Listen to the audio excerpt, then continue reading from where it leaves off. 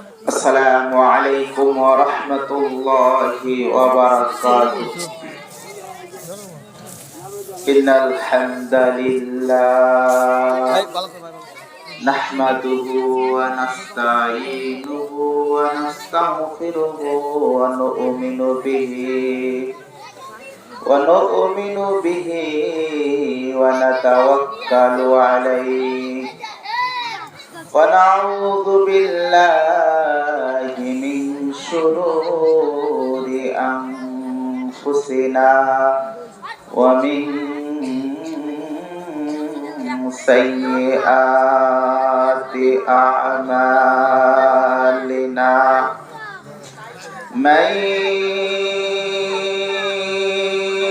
يهده الله فلا مضل له ومن يضلله فلا هادي له أي فلن تجد له وليا مرشدا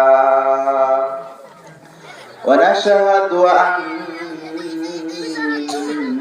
محمدا عبد الله ورسوله أرسله بالحق بشيرا ونذيرا وداعيا إلى الله بإذنه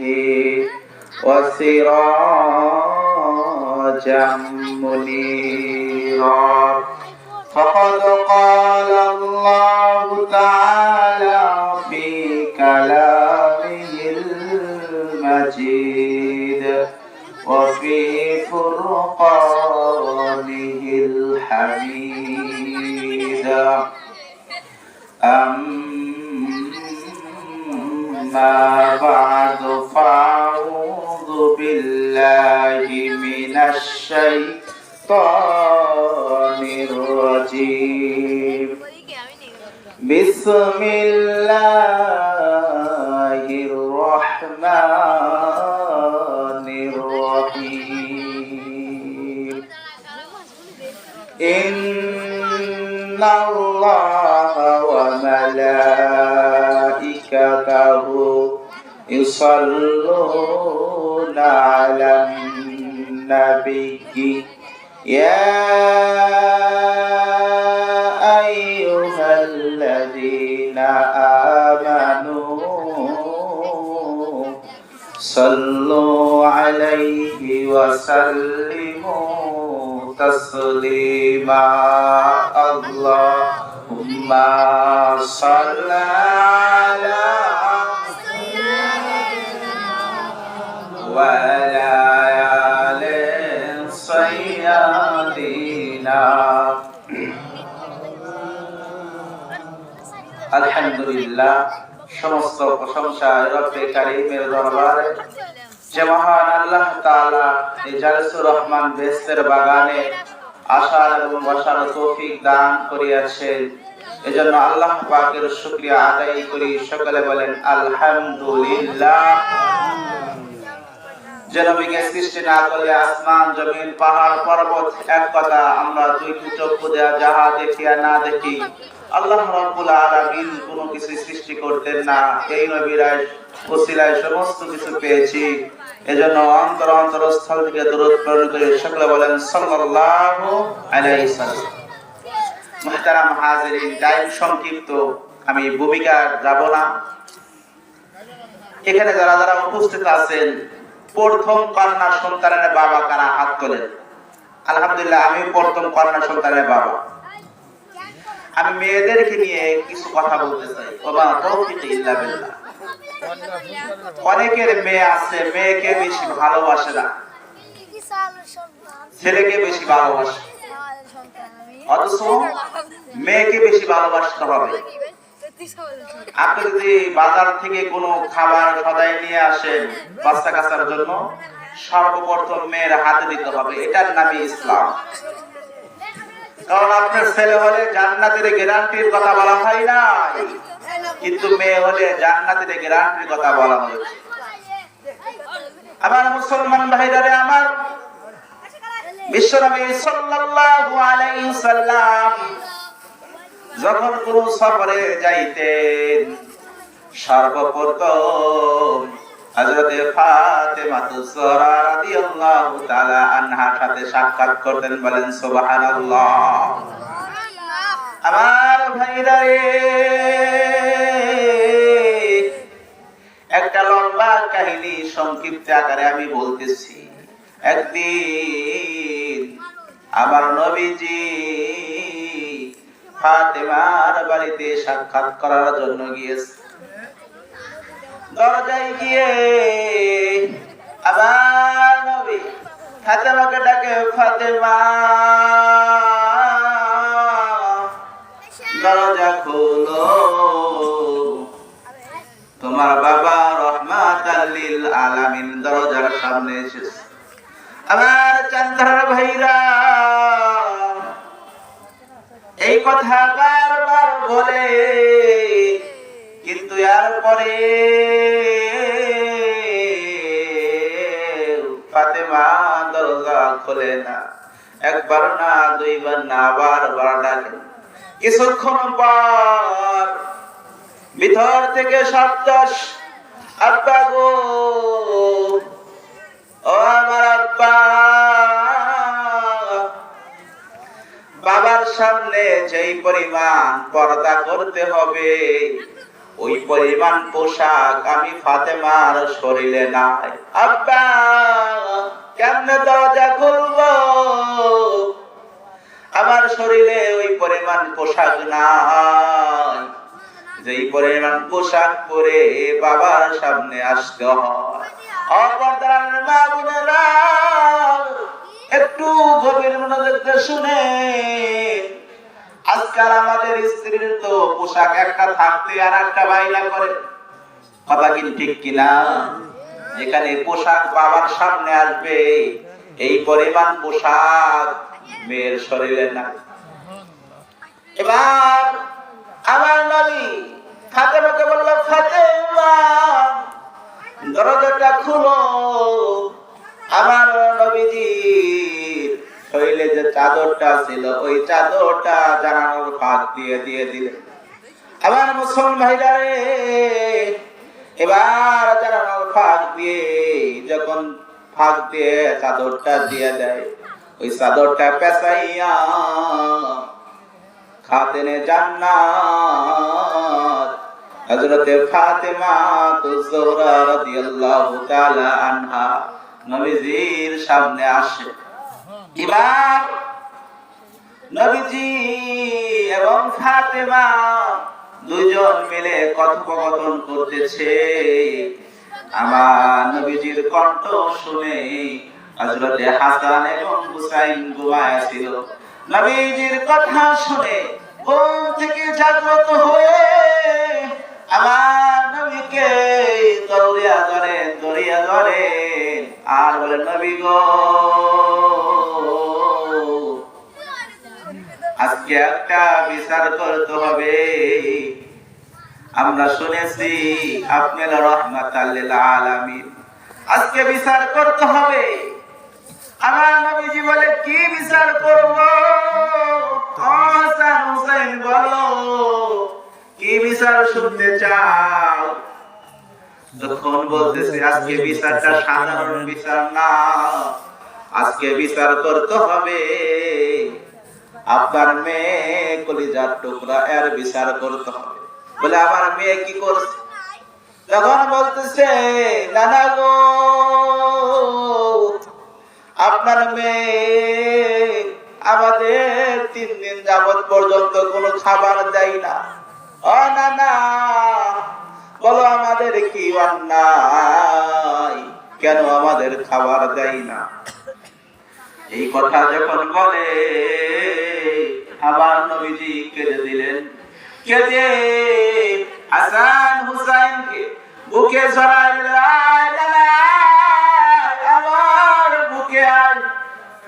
এবার হাসান হুসাইনকে বুকে জড়ায় নিয়ে বলতেছে, তোমাদের বিচার আমি করে দিব, কিন্তু এর আগে আমার একটা তোমার বিচার করতে হবে। দেখো আমি তোমার নানা, আমি 5 দিন যাবত পর্যন্ত কিছু খাই না, আমার পেটে একটা পাথর বেঁধে আছে, বলেন সুবহানাল্লাহ। এবার তোমরা বিচার করে দাও, তোমরা তো আমার নাতি, আমার কি খোঁজ তোমরা নিয়েছো? তোমরা তো 3 দিন যাবত পর্যন্ত কিছু খাও না, আমি নবী 5 দিন যাবত পর্যন্ত কিছু খাই না। এবার হুসাইন বলতেছে, নানা গো, বিচার পাইয়ে গেছি, আর বিচারের দরকার নাই।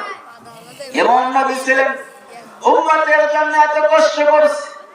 শুধু কি তাই, আমার নবী তায়েফের ময়দানে দাওয়াত দিতে গিয়ে কত রক্ত খরণ করেছে। তায়েফে যখন দাওয়াত দিতে চায়, তায়েফের বকাটে ছেলেরা আমার নবী এমন পাথর আঘাত করে, একটা পাথর এসে নবীর চেহারায় লাগে, একটা পাথর এসে পিঠে লাগে,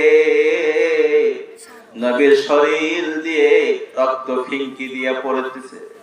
মুসলমান ভাইরা রে আমার, তায়েফের বকাটে ছেলেরা আমার নবীকে এত মার মারছে, আমার নবী অজ্ঞান হয়ে যায়।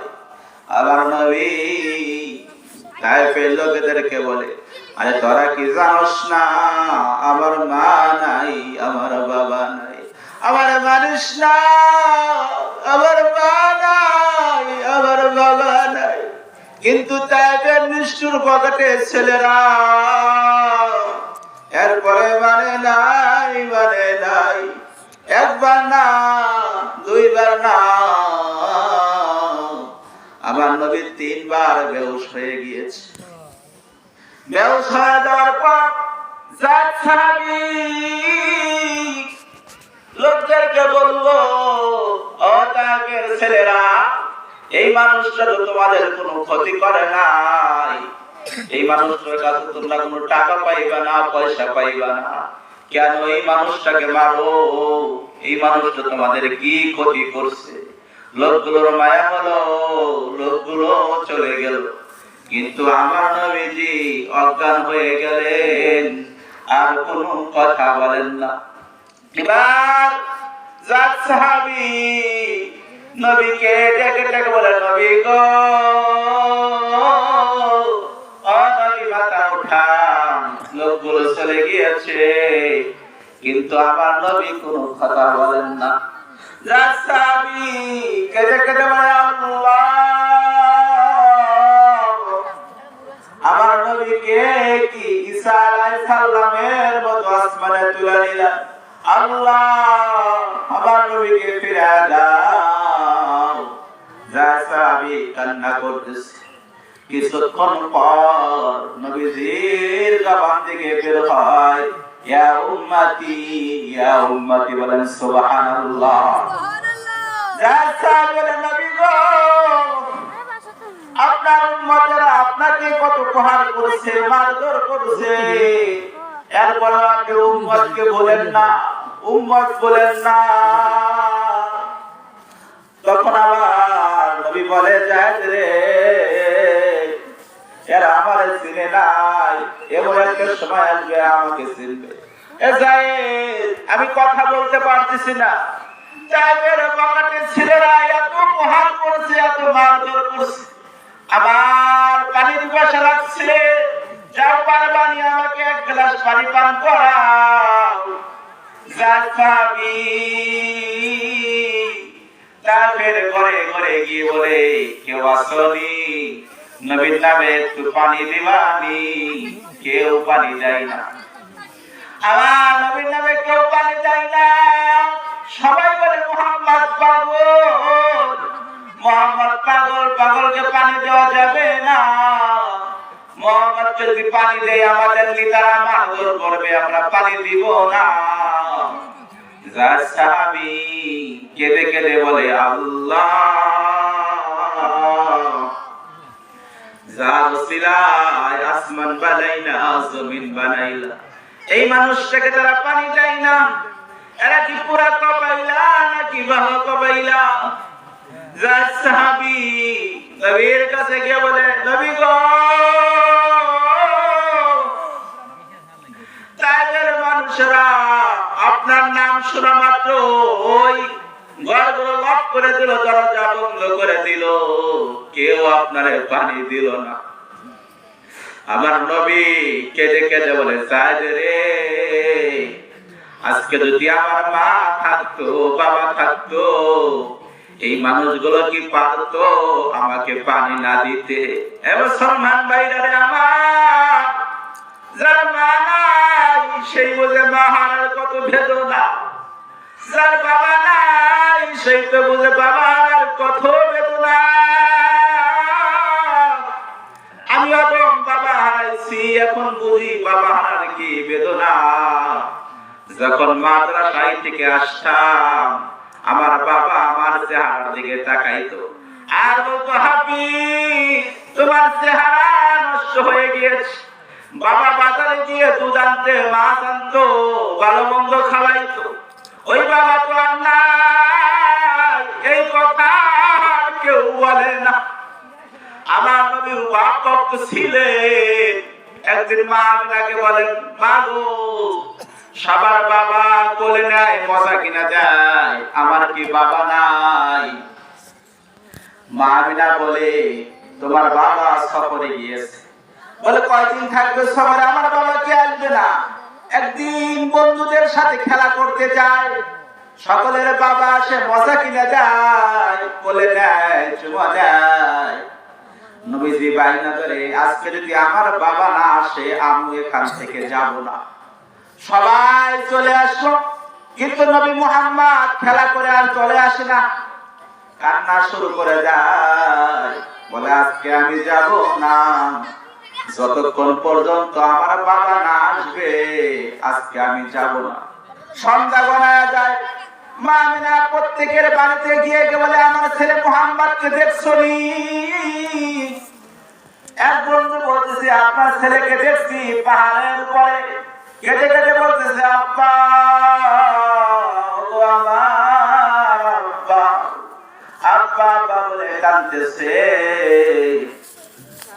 আব্বা না আসলে নবী মুহাম্মদ এখান থেকে যাবে না।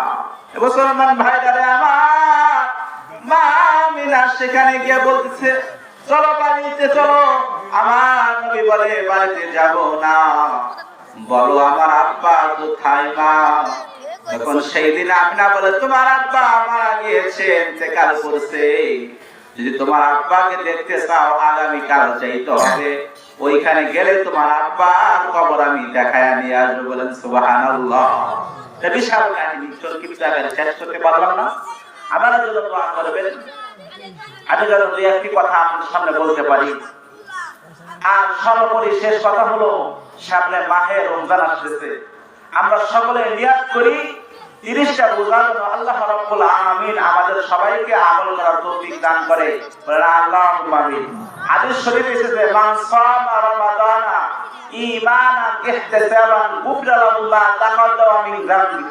যে মাহে রমজান পাইলো, ঈমানের সাথে সওয়াবের আশায় রাখলো, গুফরা লাহু মা তাকাদ্দামা মিন যামবি, আল্লাহ রাব্বুল আলামিন পূর্ববর্তী সমস্ত গুনাহ মাফ করে দেবেন। সুবহানাল্লাহ।